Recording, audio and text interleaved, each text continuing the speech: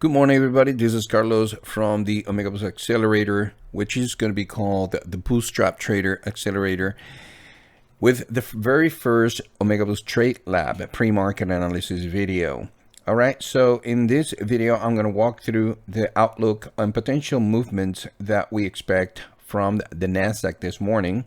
And again, this is just a beta test for many of you. I'm going to try to make this one available and see if you can make the best out of it at this point. All right, so as usual, we would like to see what the market has been doing.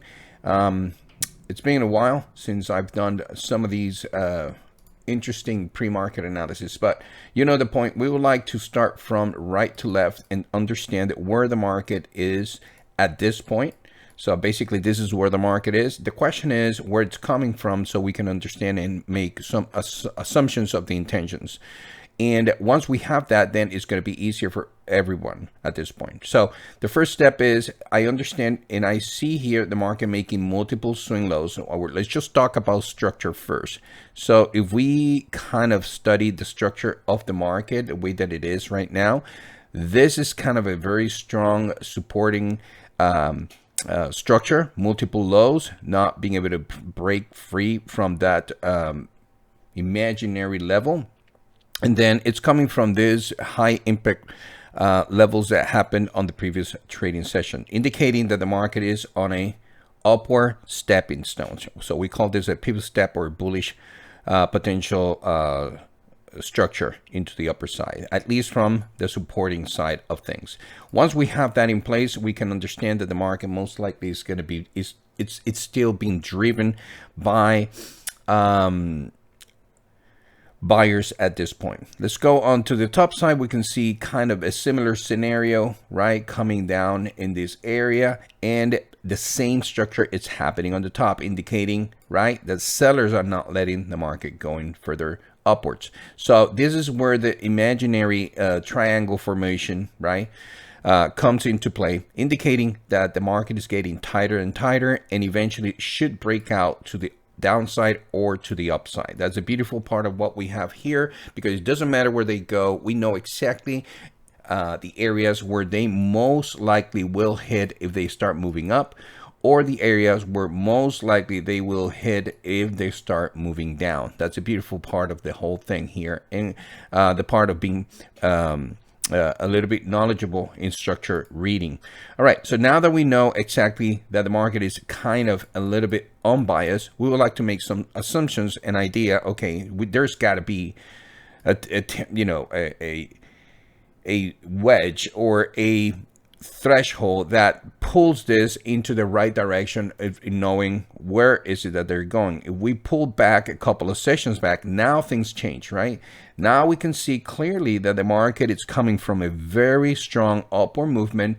High impact report is just being holding steady, which indicates that the market most likely should continue further higher, at least at the intention of the structure, because this is where it's coming from. An impulse move up, correction down, it's having a little bit of a tough time to further continue higher. That's all there is to it. There is nothing else at this point that I see. The next step is to understand, okay, so now that I have that concept, why is it that they're not going down, or what could be stopping them from coming down? Well, we are sitting on a very strong supporting zones here.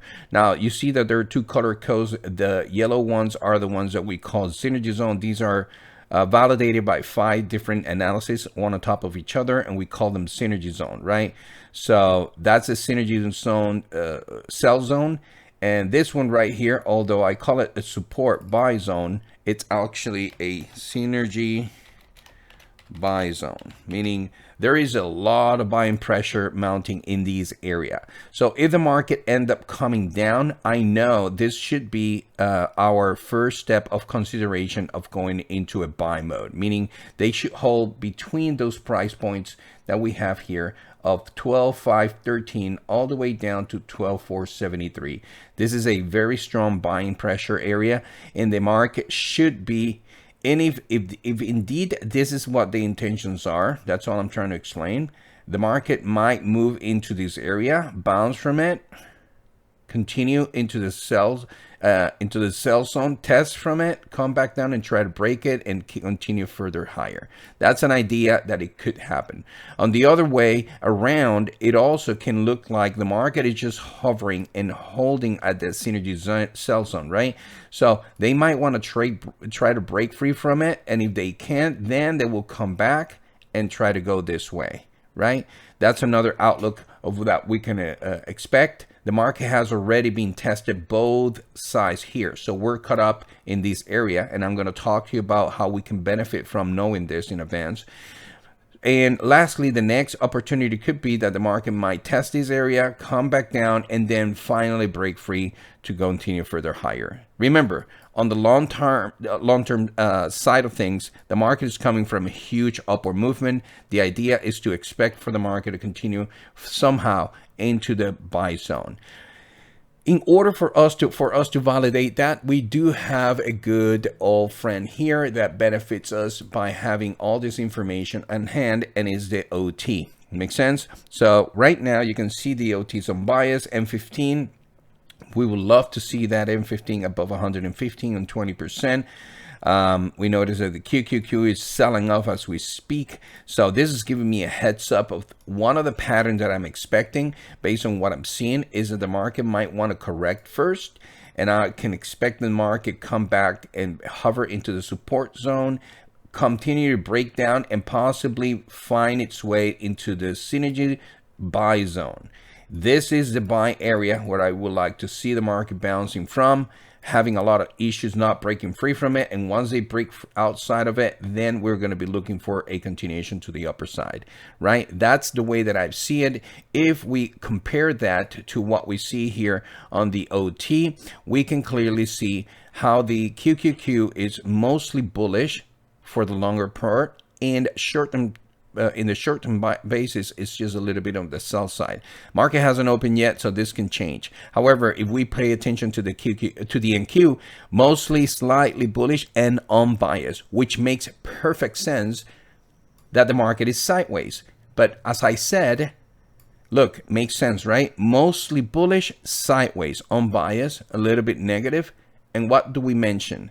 That the market is coming from a huge upward movement. It's unbiased at this point, hovering on support, trying to break that support. It's not allowing it to, and possibly hold and continue further higher. So the outcome that we're expecting could be in that position to the upper side. However, I'm going to explain to you and finalize with this concept.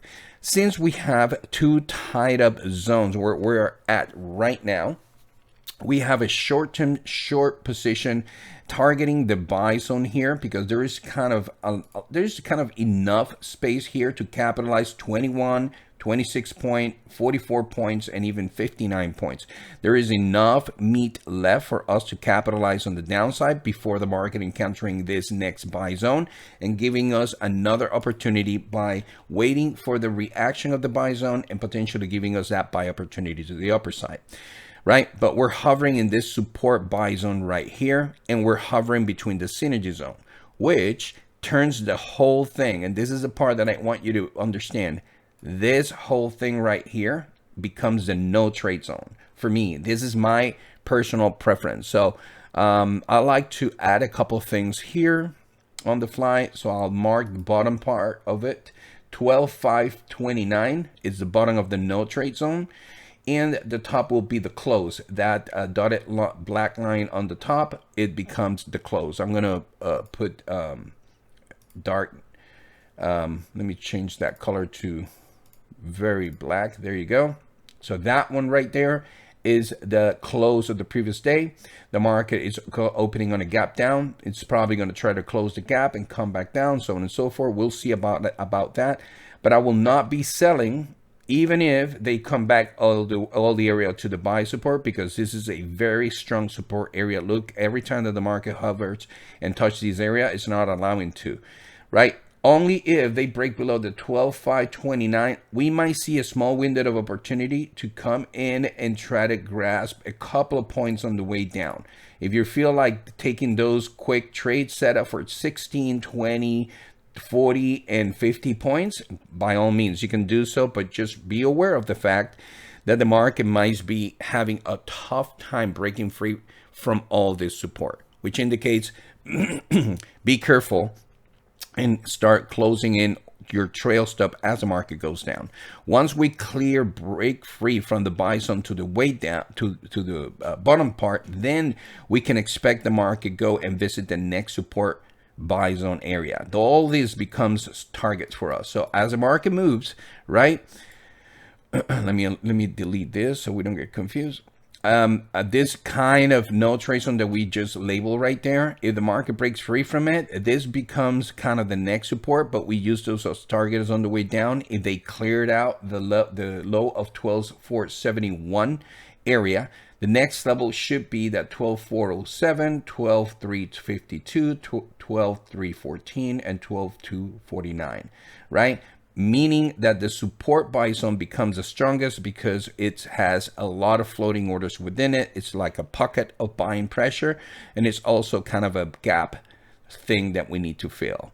All right. So on the way up, though, notice how the levels are compressed back to each other, right? Just back to back. There's a lot of levels back to back. So even though we're clearing up to the upper side and mostly everything in the structure seems to be bullish, it's not going to be without a fight. So if I were to extend a zone to make my life easier, I will extend it all the way to that top of the point of control for those of you trading order flow at the 12,662 level and make sure that they break free from it. From there on, then I can have all these targets on my disposal, which means, yeah, we can break free from the top of it and start, having an aggressive entry, but there's not much left. 9 points until the next resistance, and then 26 points until the next resistance. You see it on the left side, right? So that, I don't know, that doesn't make much sense to me. So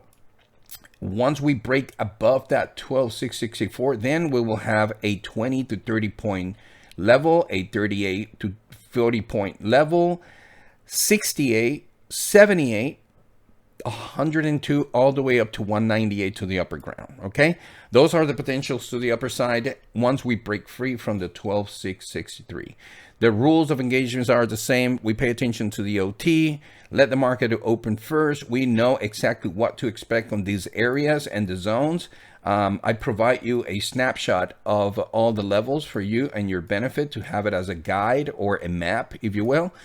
And understand that we're caught up on a big, huge range, right? Finally, for those of you who know or are part of the accelerator program, we're going to be using kind of the structure, right, of the market. Here's a support line area. We got this support line area on the top side, and this is kind of so far what we have right now in terms of expectancy, right? You know the drill, you know how to use this information or data to then comply and come up with the validations of the potential targets. If we were to use each and every one of these, I'm going to do one for free. I'm going to take this with right here. And that's 273, right, of the range right there, and 273. Let's see if we can just come up with the precise number of that. So let's see. I will put us at 109. So let's do that pretty quick. Let's just assume that they break the trend line in this area. 109 will be, look at that. It will be very close to this target right here. Okay. So in other words, this target has just been validated on the way down, right? So meaning that could be the first layer of potential targeting once they break free from all this support area. Okay, I hope that makes sense. If we do the same thing on the upper side, and we go with the assumption of the breakage there. Look, the resistance cell where 12,736 will become the validated target to the upper side based on what the market has done before. All right, so anyways, with that being said, just be aware of the fact that we have a couple of high impact reports just came out. Let me bring it back in. If you got the OT, you click. We got high impact just came out at 8:30, and we must understand that 9:30 is going to start to assimilate the reactions of those high impact report, right? So give it a little bit of space and time. Don't be caught off guard, and best of success in your trading. All right. With that being said, let me know what you think about this pre-market analysis. Good luck with your trading. Share it in the group, share it in the community, and we'll see you in the next one.